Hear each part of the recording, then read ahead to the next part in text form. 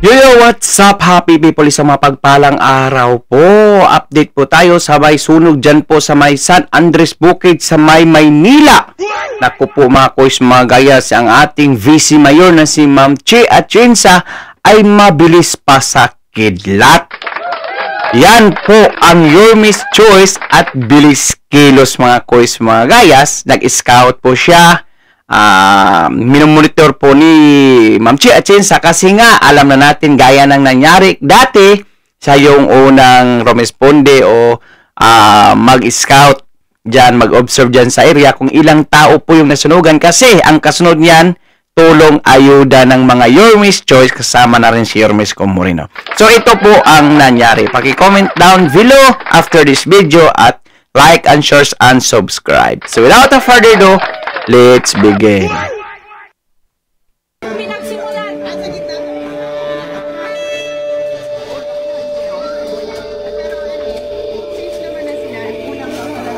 Nako, mahirap po talaga masunugan.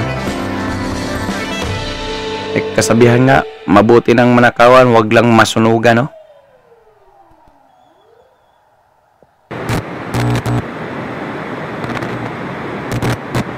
Grabe, oh.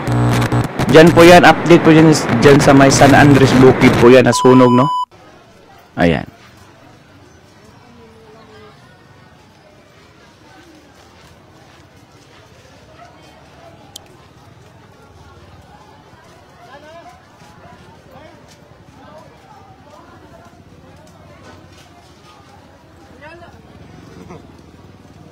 Yan po yung butihing Ma'am Chi natin, no? Na talagang maasahan mo talaga. Pong nasa ayan. Fire site area si Miss Chi Atienza at tinitingnan po niya yung mga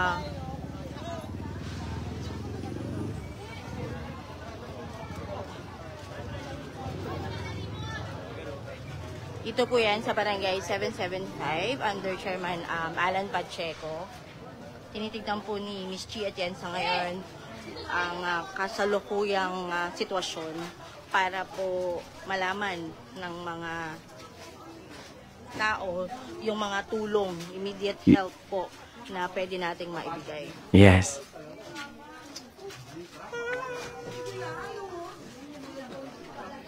Kung naalala nyo pa yung mga kois mo dati noong nagkasunog din, noong namigay ng ang Your Miss Choice ng 100 million, si Ma'am Chi din yung front line, no? Siya yung nang scout, nagmonitor kung ilan yung mga nasunugan. Pero ito, nasa ano lang yata ito. Dati kasi nasa 2,000 families yun. Ito nasa 200 lang yata. Ayan.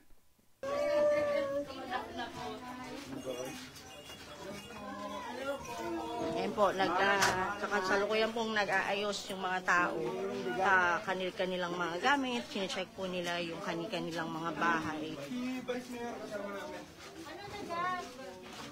Talagang maasahan to si Ma'am Chi talaga, no? Napaka-active. Yan. Yan yung dapat magiging vice mayor, hindi yung panay lang pokpok, panay recess, panay 1 minute suspension, no?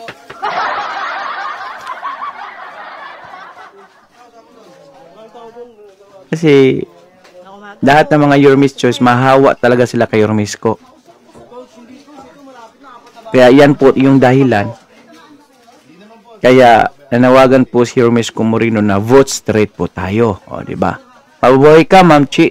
Ang suporta po namin ay nasa sa iyo. Ayan.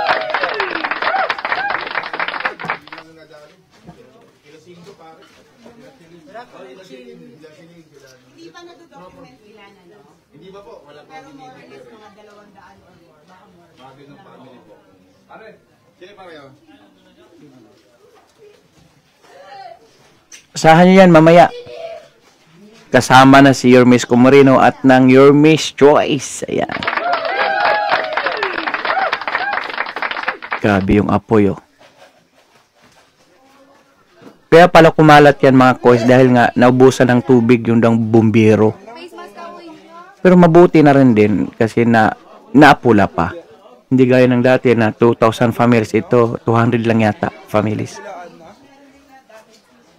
So, mahirap po ang lahat ng pinakamahirap na dilubyo yung masunugan po talaga. Kasi iniipunan mo yan eh, di ba? Ng ilang taon. Hindi lang bahay, pati yung mga aksesoris sa loob, mga gamit, appliances.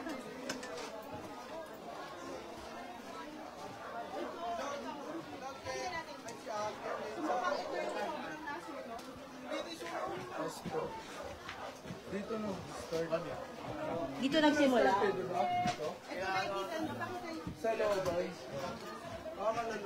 Dito nag-umpisa? Doon nag-umpisa. Tapos ano nangyari? Hello? Ang nangyari, kulang ng tubig. Sige, labas tayo. Sige, kuya. Sinusubukan daw na lang i-on ang hose. Ma'am, yung ano?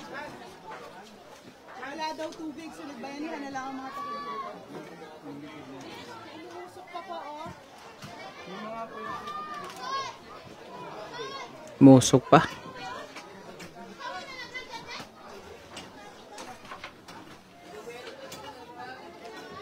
Kuya Noy, nadamay kayo? May awa ang Diyos. Parang ito yung pinatamaan talaga.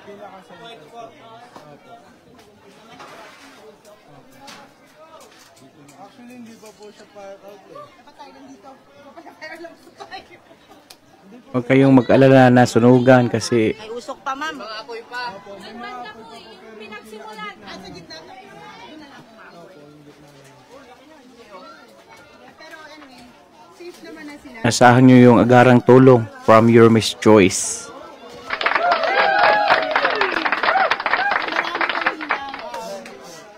Provision para makakuha ng maraming tubig. Hindi ganito kadami ang masusunog na bahay. Kasi kanina, mga papanik sila. Pwede tayo dito. Papakain dito. Pwede dito. Nasaan yung mga tao? Mapasok kitchen dito. Pakasan dito yung mga nakinig. Dalawang station na lang, sa labas at saka doon. Sa Baseco.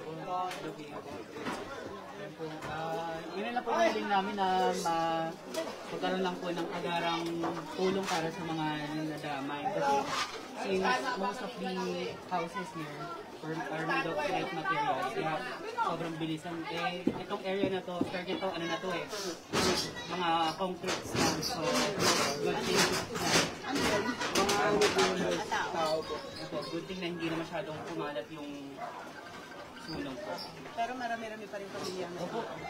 Anyway, I'm sure magdadagsaan yung mga yun. Pero gusto ko lang ipakita yung nangyari. Papasok, sila. Alam nila mo na sa ano talaga yung kailangan niya. Ayun na. Okay. Maraming salamat sa inyo. Wala naman na. So far naman po wala naman po balita, mga injured lang po na ano natin, members of BFT. Dapat dalhin na. Opo. Thank you po, BM.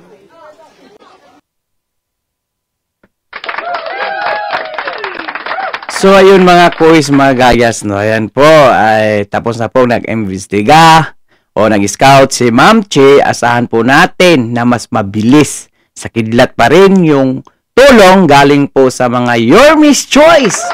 Mukhang mahuli na naman ito yung Pamalang Maynila. Alam nyo naman mga kuis, mga gayas, na pag si Your Miss Comorino at si Ma'am Chi at yung mga Your Miss Choice ay talagang ay nako, gaya ng nangyari dati, mas malaki pa yung naayuda nila kasi Pamalaang Manila, pero 100 million sa 2,000 families, tag 5,000 po. Okay? Malamang yan din po mangyayari. Kaya huwag kayong mag-alala dyan sa San Andres Bukid dahil mamaya-maya lang paparating na po yung tulong. Ay baka ngayon, andyan na nga di ba? Kasi alam niyo naman, si Romis Comorino, yung mga ganyang mga pangyayari o dilubyo ay talagang maaasahan po ang ating buting Your Miss Comorino. Mula pa noon hanggang ngayon na kahit hindi na siya public servant, ay ginagawa pa rin niya yung legacy, advocacy sa pagtulong ng mga batang Manila o mga Manileño. Kaya relax lang kayo dyan, chill, huwag po masyadong yung kabila nanggagaya na nanggagaya na. Hello! Hi! Ay, nako naman. Pati pa naman pagsasalita, gagayahin na rin. Huwag lang kayong gumaya, magpakita lang po kayo ng resibo para naman maniwala yung ibang tao sa inyo kasi yung mga solid talaga yung Hermes ko, hindi na maniwala yun sa inyo. Huwag po kayong gaya-gaya, okay? Don't copycat, please, don't copycat. Ayan. At dahil dumabot ka sa dulo ng ating video, may karapatan ka pong mag-like, share, and subscribe. So for now, I'm Gan Manila. God first, God bless all. Peace. Bye-bye.